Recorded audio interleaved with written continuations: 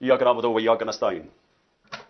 मेरे पाकिस्तानियों, आज हम सब के लिए खुशी का मुकाम है। मैं आज अपनी सारी कौम को मुबारक देना चाहता हूं। और क्यों मुबारक देना चाहता हूं? पाकिस्तान की तारीख क्या है कि बदकिस्मती से हमारा जो इंसाफ का निजाम है उसे हमेशा बजाय कमजोर को ताकतवर से तहफ्फुज देने का, ताकतवर के साथ हमारा इंसाफ का निजाम खड़ा हो जाता है। और वो एक लफ्ज, एक सेंटेंस इस्तेमाल करता है, नजरिया जरूरत, डॉक्ट्रिन ऑफ नेसेसिटी।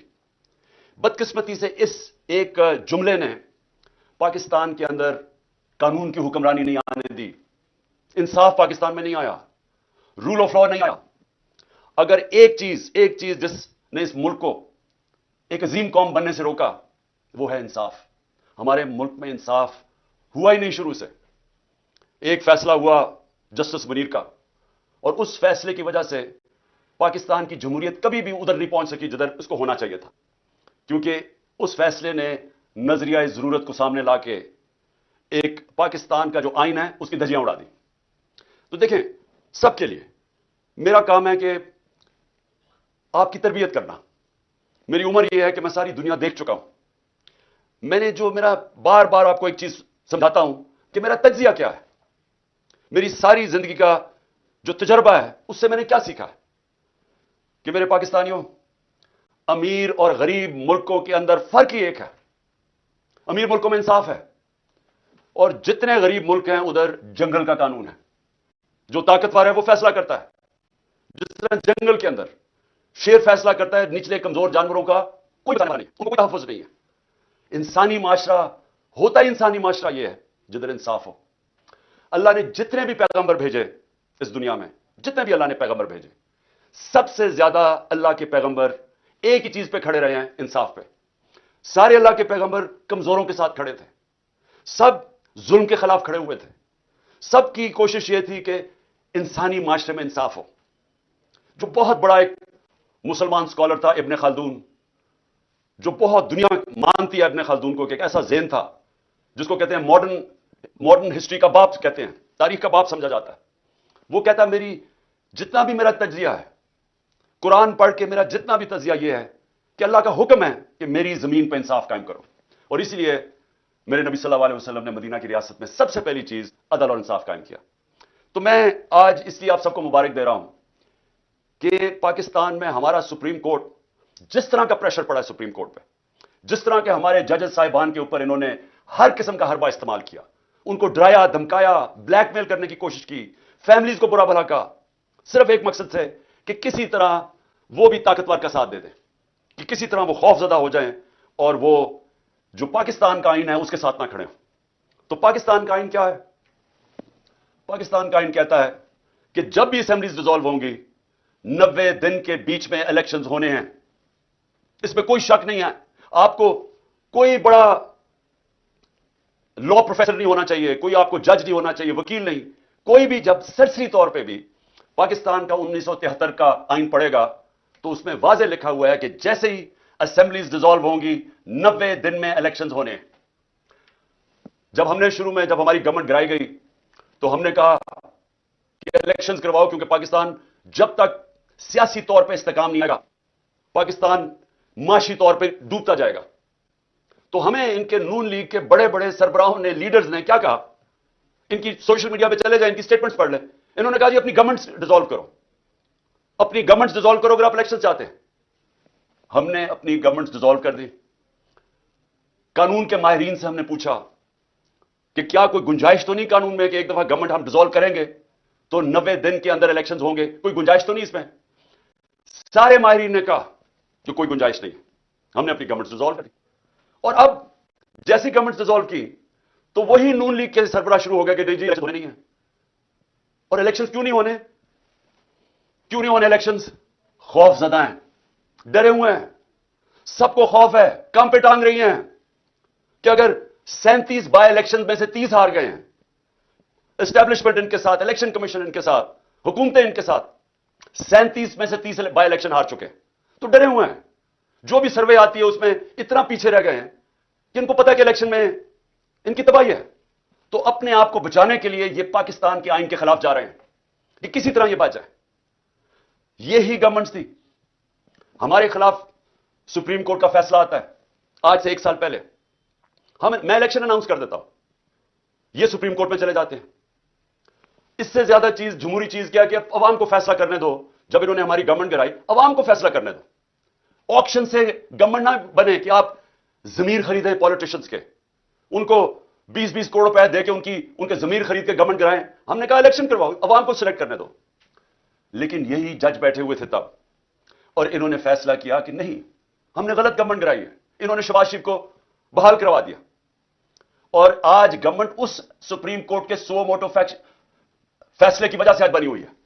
اب آج وہی سپریم کورٹ سو موٹو لیتا ہے اور وہ فیصلہ کرتا ہے 90 دن کا الیکشن. اور اب یہ سارے کھڑے ہو گئے, اور اب پارلیمنٹ میں ریزولوشن, کیبنٹ فیصلے کر رہی ہے کہ ہم مانتے نہیں ہیں سپریم کورٹ کا فیصلہ. جب فیصلہ ہمارے ساتھ ہے تو ٹھیک ہے, جب سپریم کورٹ ہمارے خلاف فیصلہ کرے تو ان کے بچوں کو, ان کو, فیملیز کو برا بھلا کہو, بلیک میل کرو. یہ مافیاز ہیں. ان کو ایک سپریم کورٹ کے جج نے بالکل ٹھیک کہا تھا, سسلین مافیا ہے. جو آپ بیٹھے ہوئے مافیا کی اگر آپ کو مطلب نہیں سمجھ, وہ کیا ہے مافیا؟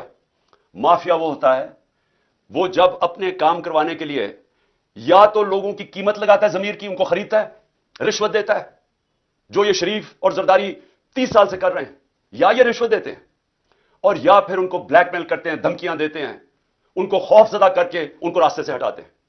مافیا اس طرح آپریٹ کرتا ہے.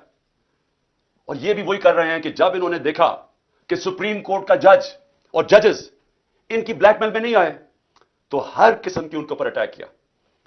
1 سال پہلے ہم خوش نہیں تھے جب سپریم کورٹ کا فیصلہ ہمارے خلاف آیا. آپ میری ساری سٹیٹمنٹس دیکھ لیں. تکلیف صرف مجھے تھی کہ رات کے 12 بجے عدالتیں کھلی, صرف اس کی تکلیف تھی. باقی ہم نے سپریم کورٹ کا فیصلہ تسلیم کیا, کسی جج کو برا بھلا نہیں کہا, بلکہ کوشش کی کہ ہماری عدلیہ کی رسپیکٹ ہو پاکستان میں. کیونکہ میں تو 27 سال پہلے جب اپنی جہاد شروع کی تھی, اس کا نام تھا انصاف کی تحریک. اس کا مطلب ہے رول آف لا, قانون کی حکمرانی. یہ 27 سال پہلے شروع کی تھی. جس طرح میں نے شروع میں کہا, میری زندگی کا تجربہ تھا کہ جب تک ہمارے ملک میں انصاف کا نظام, قانون کی حکمرانی نہیں آتی, ہم اسی طرح ہی ہاتھ پھیلائے ہوئے دنیا کے سامنے پھرتے رہیں گے. میں ایک بار بار مثال دیتا ہوں, میں پھر سے آپ کو دینا چاہتا ہوں کہ دیکھیں, انصاف پہلے, خوشحالی بعد میں. مدینہ کی ریاست میں نبی صلی اللہ علیہ وسلم نے پہلے انصاف قائم کیا, پھر خوشحالی آئی.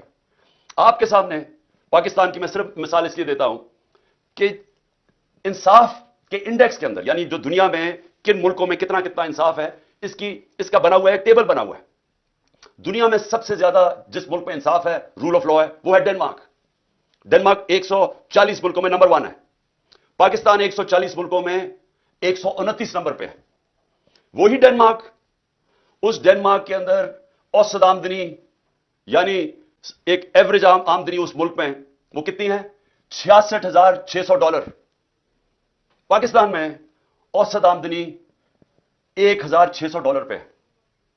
ہمارے پاس وسائل مقابلہ ہی نہیں آپ کر سکتے ڈنمارک کے مقابلے میں جو ہمارے ملک میں وسائل ہیں. لیکن ادھر دیکھیں خوشحالی اور ہمارا حال دیکھیں.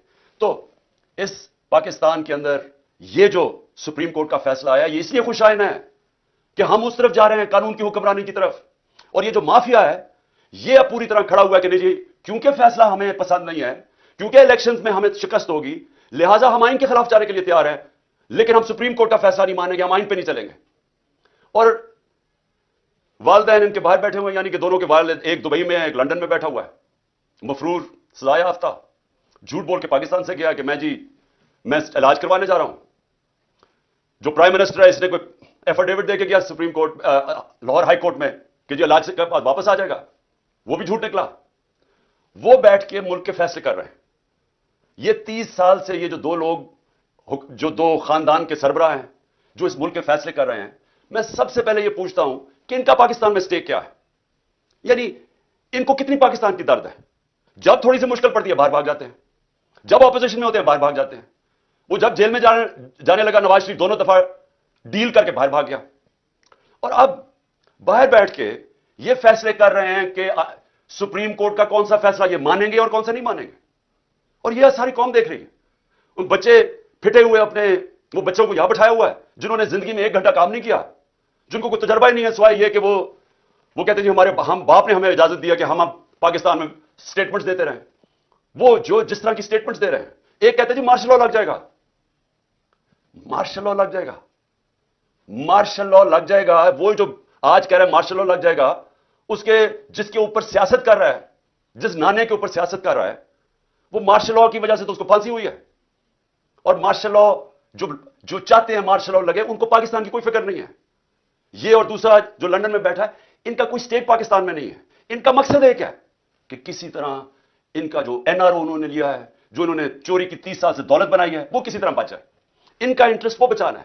پہلے این آر او کیسے لینا ہے اور پھر این آر او کو بچانا کیسے ہے.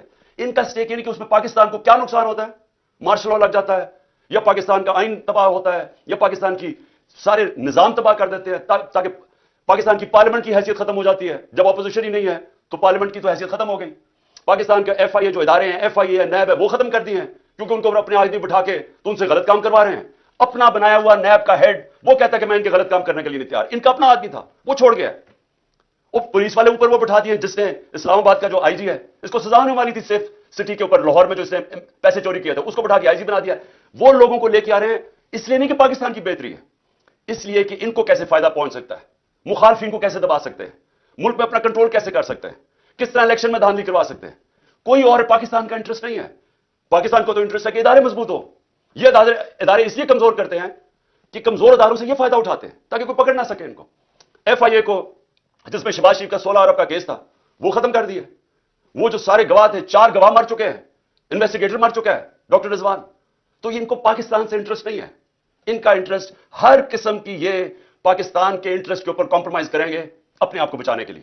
تو وہ فیصلے کر رہے ہیں پاکستان کے آج, اور وہ پاکستان کے آئین کے اوپر اور پاکستان کی سپریم کورٹ کے اوپر پوری واردات کر رہے ہیں کہ کسی نہ کسی طرح یہ الیکشن سے بچ جائے. میں آج جو ان کی جو کوششیں ہیں, وہ میں جو نقصان پہنچانے والی کوششیں پاکستان کی, وہ آپ کے سامنے لانا چاہتا ہوں. سب سے پہلے تو یہ کہ سپریم کورٹ کی تقسیم کر رہے ہیں, کوشش کر رہے ہیں کہ سپریم کورٹ کے اندر دراڑ پڑ جائے تاکہ ان کو فائدہ ہو جائے. ملک کو فائدہ نہیں, ان کو فائدہ ہو جائے. یہی جب 99 کے اندر ہوا تھا, جسٹس سجاد علی شاہ کا جو سپریم کورٹ کو انہوں نے اٹیک کیا تھا, تب بھی انہوں نے سپریم کورٹ کو تقسیم کیا, اس لیے کہ ایک چیف جسٹس فیصلہ کر رہا تھا نواز شریف کے کنٹمپٹ کیس پہ. اس چیف جسٹس کو ڈنڈوں سے پہلے بھگایا اور پھر رشوت دے کے اس کو چیف جسٹس کو فارغ کیا. اب پھر کوشش کر رہے ہیں سپریم کورٹ پہ, اور ہم دعا کرتے ہیں اللہ سے کہ ہمارا سپریم کورٹ ملک کے بھلے کے لیے یہ اکٹھا رہے گا اور یہ آئین کے اوپر کھڑا رہے گا. ہم یہ دعا کرتے ہیں. اور ان کا دوسری کیا کوشش ہے کہ جو ملک کی سب سے بڑی جماعت ہے اس کے بیچ میں اور پاکستان کے اسٹیبلشمنٹ ادارے, فوج کے ادارے کے بیچ میں فاصلے بڑھائے جائیں, مس انڈرسٹینڈنگ کریٹ کی جائے, کسی نہ کسی طرح آپس میں یہ دو ٹکرا جائیں. ان کو یہ نہیں فکر کہ پاکستان میں یہ ہو چکا ہے ایک دفعہ. جب 1970 میں جو پاکستان کی سب سے بڑی پارٹی جب الیکشن جیت گئی تو تب بھی یہ کیا گیا تھا, ذاتی مفادات کے لیے اس سب سے بڑی پارٹی کو فوج کے ساتھ ٹکرا دیا ان لوگوں نے جنہوں نے ذاتی فائدے اپنا سوچا تھا, اور پاکستان ٹوٹ گیا تھا. آج بھی وہی کوششیں ہو رہی ہیں, ملک کی خاطر نہیں, ان کو اپنی ذات کے لیے یہ پوری طرح کوشش کر رہے ہیں کہ آپس میں ہمارا کوئی ٹکراؤ ہو, کسی طرح یہ تاثر دیا جائے کہ جناب فوج ہے پیچھے اس کے, جو کہ تحریک انصاف کے خلاف جو پوری کارروائیاں ہو رہی ہیں. جو بھی ہمارے خلاف ہوتا ہے, پولیس جب ہمارے خلاف کارروائی کرتی ہے تو پولیس والوں سے پوچھتے ہیں, وہ کہتے ہیں جی ہمیں پیچھے سے حکم آیا. میری جو جے آئی ٹی بنی, جنہوں نے مجھے قتل کرنے کی کوشش کی, جے آئی ٹی کا جب ریکارڈ ختم کر رہے تھے, جب جے آئی ٹی کی جو فائنڈنگز تھی اس کو ختم کر رہے تھے, تو جب ان سے پوچھے وہ کہتے جی ہمیں ادھر سے اوپر سے حکم آیا. جو میرے گھر کے اوپر حملہ ہوا وہ کہتے جی پیچھے سے حکم آیا. جو جوڈیشل کمپلیکس میں میرے اوپر پوری طرح تیار کیا ہوا تھا مارنے کا یا جو بھی پکڑ کے لے جانا, اغوا کرنے کا, ان سے پوچھا, انہوں نے کہا جی پیچھے نامعلوم افراد تھے. جو بھی ہو رہا ہے اس وقت, کیسز ہے 143 کیسز میرے اوپر, وہ کہتے جی پیچھے سے ہے. تو یہ جان کے کیا جا رہا ہے, اپنے آپ کو بچانے کے لیے ملک کو تقسیم کیا جا رہا ہے, اپنی ذات کے لیے کسی طرح ان کے این آر او ان کا بچ جائے اس کے لیے, اور الیکشن نہ ہو اس کے لیے پوری کوشش کر رہے ہیں کہ سب سے بڑی پارٹی اور اس کے بیچ میں جو پاکستان کی اسٹیبلشمنٹ اس کے بیچ میں نفرتیں بڑھتی جائیں. کیا اس میں ملک کا فائدہ ہے؟ کیا کوئی بھی پاکستان کا سوچے گا وہ چاہے گا یہ ہو؟ یہ چاہیں گے کیونکہ ان کا, پھر سے میں کہتا ہوں, ان کا پاکستان میں کوئی سٹیک ہی نہیں ہے. جب اربوں ڈالر باہر پڑا ہے, پراپرٹیز باہر پڑی ہیں, ان کی بزنسز باہر ہیں, ان کی شاپنگ باہر ہے, ان کا رینز, ان کی چھٹیاں باہر ہیں, ان کی سرجریز باہر ہیں ملک سے, इनको क्या इंटरेस्ट है कि पाकिस्तान में क्या हो?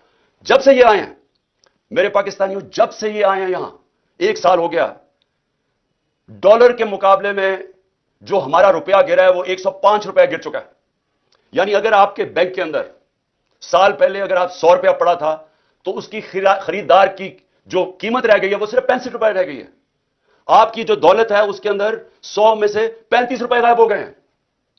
इनको क्या फर्क पड़ा है? इनको तो डॉलरों में पैसे पड़े हुए हैं। तो यहां तो सारी कौम की दौलत में कमी हुई, लेकिन इनके तो इजाफा हो गया।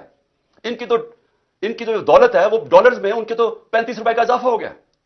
कौम गरीब हो गई है, इनको फायदा है। तो इनका क्या इंटरेस्ट है पाकिस्तान में? इस तरह ही जो हमारी माशी हालात है, कभी पाकिस्तान में मुझे तो नहीं याद कि लोग आटे की लाइनों पे खड़े हैं। 20 से ज्यादा ऊपर अमवात हो चुकी हैं लोगों की आटों की लाइनों के अंदर। इस तरह यानी आटा भी अगर डिस्ट्रीब्यूट करना था तो इस तरह लोगों को जलील करके करना था। कोरोना के दौरान 14,000 रुपया हमने दिया ख्वातीन को। आप अभी से तस्वीरें देख लें। उनको स्कूल में बुलाते थे, बाइज्जत तरीके से उनको पढ़ाते थे, बैंक वहां बैठा हुआ था, उधर से उनको कैश देते थे। ना कोई लड़ाई, ना कुछ, ना झगड़ा। वो इज्जत से आते थे, इज्जत से जाते थे। ये तो लोगों को जलील करना है। और इससे क्या ठीक हो जाएगा हालात? जब आटे की कीमत, जब आटे 1 किलो आटा 55 रुपए किलो था 1 साल पहले, वो आज कंट्रोल रेट 115 रुपए पे है और आज मार्केट के अंदर 155 रुपए किलो पे बिक रहा है। तो जब ये हालात होंगे तो क्या थोड़ी आटे की बोरियों से लोगों के हालात ठीक हो जाएंगे?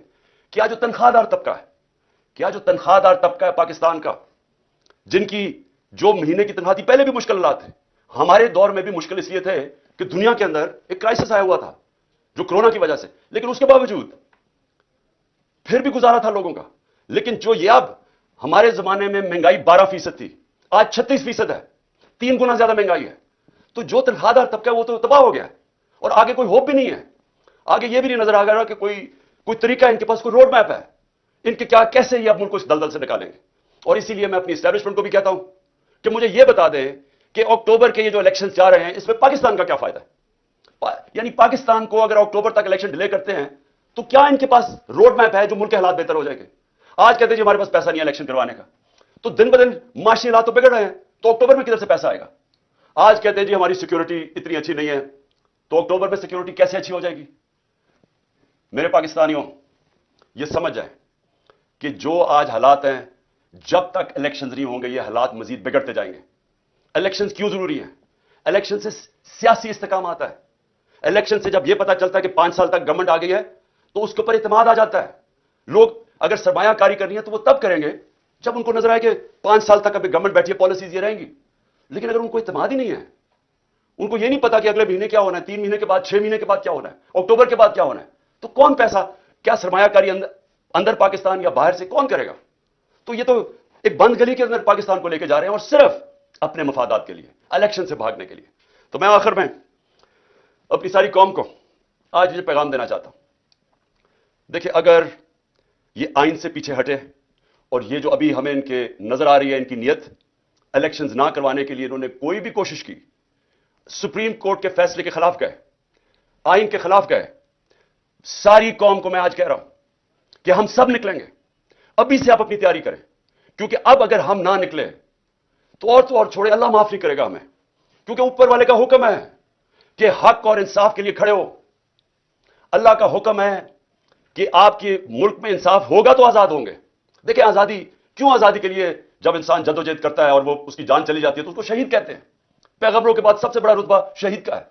तो कितनी बड़ी अल्लाह ने हमारे पे फर्ज किया हुआ है कि आप इंसाफ के लिए, अपनी आजादी के लिए जद्दोजहद करें, और हमारी बेहतरी के लिए उसने कहा है। हम अगर ये जो नाइंसाफी करने जा रहे हैं और ये जो कोशिश कर रहे हैं कि धमकियां दे के किसी ना किसी तरह, साजिशें करके किसी ना किसी तरह इलेक्शन से निकले, और अगर हमने इनको कामयाब होने दिया तो ना अल्लाह माफ करेगा, ना तारीख हमें माफ करेगी, ना आपकी आने वाली नस्लें आपको माफ करेंगी। क्योंकि इंसाफ है, आइन है तो इंसाफ है, क्योंकि आइन बताता है कौन से कानून पर मुल्क चलता है। कानून आपकी बुनियादी हकूक की हिफाजत करता है। कानून बताता है कि पाकिस्तान में मुल्क में चलना कैसे है। तो जब अगर आइन ही नहीं है तो फिर तो जंगल का कानून है। फिर तो ताकतवर फैसला करेगा कि कौन सी आइन की शिक उसने माननी है और कौन सी उसने मुस्तरद करनी है। फिर तो ताकतवर का कानून हो गया जो कि जंगल का कानून है। इसलिए मेरे पाकिस्तानियों, आपने मेरी कॉल की इंतजार करनी है। इन्होंने अगर आइन के ऊपर ना चले, मैं आज आपको सबको कह रहा हूं, ये आप सब पे फर्ज है میں اپنے نوجوانوں کو کہہ رہا ہوں, میں اپنی خواتین کو کہہ رہا ہوں, میں اپنے بزرگوں کو کہہ رہا ہوں, میں اپنے بچوں کو کہہ رہا ہوں کہ اپنی جب تک آپ نے اپنے انصاف اور آزادی کے لیے جدوجہد نہ کی, ہمارے ملک کا کوئی مستقبل نہیں ہے. میں انشاءاللہ پوری آخر تک اپنے ملک کے آئین کے ساتھ کھڑا رہوں گا, کیونکہ میں پھر سے بتاؤں میری جہاد آج سے 27 سال پہلے تھی انصاف کے لیے. اور میں آپ کو یہ بتا دوں کہ اس ملک کا صرف اب مستقبل ایک راستے پہ, صاف اور شفاف الیکشن ہو, ایک حکومت عوام کے مینڈیٹ سے آئے, عوام کے مینڈیٹ سے آ کے پھر وہ اصلاحات کرے جو ابھی تک پاکستان میں نہیں ہوئی. کیسے جوڈیشل ریفارمز ہوں, governance reforms, civil service reforms, ہماری گورنمنٹ کارپوریشن جو اتنا نقصان کریں ان کو ریفارم کریں, ہم رول آف لا قائم کریں, ہم سب کو طاقتور کو قانون کے نیچے لے کے آئیں. یہ سب سے بڑی ریفارم ہے. ہم ہر ریفارم کریں کہ ایک ملک میں لیول پلئنگ فیلڈ ہو, انصاف کے سامنے سب ایک برابر ہو. اور میں آپ کو یقین دلاتا ہوں کہ اسی کے بعد پاکستان اٹھے گا. اور وہ اٹھے گا کیسے؟ سب سے پہلے بیرون ملک پاکستان میں سرمایہ کاری کریں گے. 1 کروڑ بیرون ملک پاکستانی ہے, جو ان کے پاس ڈالرز ہیں. سارے پاکستان میں کم ڈالرز ہیں 22-23 کروڑ لوگوں کے, جو صرف 1 کروڑ لوگوں کے پاس ڈالرز ہیں. وہ لوگ جیسے پاکستان میں انویسٹمنٹ کریں گے, جس وقت وہ پاکستان میں انویسٹمنٹ شروع کریں گے, ہمارا یہ ڈالر کا مسئلہ حل ہو جائے گا. ہم جو اس وقت سارا وقت کبھی کہاں پیسے مانگتے پھر رہے ہیں, یہ مسئلہ تب حل ہوگا جب اپنا پہلے ہم ملک کا نظام ٹھیک کریں, اور اس کے بعد ایک وہ ماحول بنائیں جس میں سرمایہ کاری ہو. اور وہ سرمایہ کاری کے ماحول کے اندر جو سب سے پہلے اس ملک میں سرمایہ کرے گا وہ بیرون ملک پاکستانی ہے. پھر باہر سے سرمایہ کاری ہوگی. ہندوستان اور چائنا, یہ دونوں جب ان کی ترقی شروع ہوئی تھی تو سب سے پہلے انہوں نے ماحول بنایا تھا کہ ان کے اپنے لوگ جو باہر بیٹھے ہوئے تھے, ہندوستان سے لوگ باہر, جو چائنا سے لوگ باہر, پہلے انہوں نے اپنے ملک پہ سرمایہ کاری کی تھی, پھر دنیا سے سرمایہ کار آئے تھے. ہمارا اس وقت سب سے بڑا مسئلہ یہ ہے کہ 140 ملکوں میں سے پاکستان کا رول آف لا یعنی انصاف کے نظام میں ہم 129 ہیں. جب ہم 129 رہیں گے تو یہاں سرمایہ کاری کوئی نہیں کرنے لگا. وہی پاکستانی جا کے دبئی میں پراپرٹی لے لیتے ہیں, وہی پاکستانی بزنس دبئی میں کرتے ہیں, امریکہ, انگلینڈ, یورپ چلے جاتے ہیں. صرف 20,000 پاکستانیوں نے دبئی میں 10.4 ارب ڈالر کی پراپرٹی خریدی ہوئی ہے. صرف 20,000 پاکستانیوں نے 10.4 ارب ڈالر. آئی ایم ایف سے ہم 6 ارب ڈالر کے پیچھے اب ہر چیز ماننے کے لیے تیار ہے.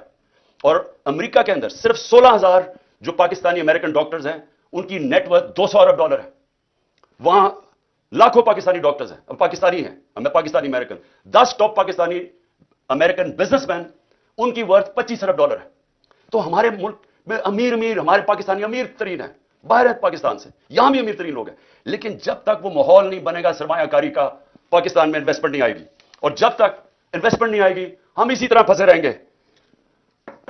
پھنسے رہیں گے جو آج ہم کبھی کہاں پیسے مانگتے ہیں اور کبھی کسی کو سے جا کے بھیک مانگتے ہیں اور اپنی عزت بھی کھو بیٹھتے ہیں. وہ خوددار ملک جو کہ علامہ اقبال کی سوچ تھی, جو قائد اعظم ہمارے خوددار لیڈر تھے, وہ بنانے کے لیے سب سے پہلا قدم رول آف لا ہے, قانون کی حکمرانی ہے. میں آخر میں یہ آپ کو بتا دوں کہ ہم سب الیکشن کی تیاری کر رہے ہیں. ہم نے اپنی الیکشن کی تیاری شروع کر دی ہے. کل سے میں جتنے بھی اپنے آہستہ سب جو ٹکٹ کے ایسپیرنٹس ہیں, جو کینڈیڈیٹس ہیں, ان کے کل سے میں انٹرویو شروع کرنے لگا ہوں. اور انشاءاللہ 10 دنوں تک میں پورے ٹکٹس فائنلائز کر لوں گا, کیونکہ ہم پوری الیکشن کی تیاری کر رہے ہیں. اور اپنی قوم کو بھی میں کہتا ہوں آپ نے بھی پورا الیکشن کی تیاری کرنی ہے. اور ہم نے کسی صورت کوئی بھی انہوں نے کوشش کی الیکشن سے بھاگنے کی, ہم ساری قوم ان کو بھاگنے نہیں دے گی. پاکستان زندہ باد.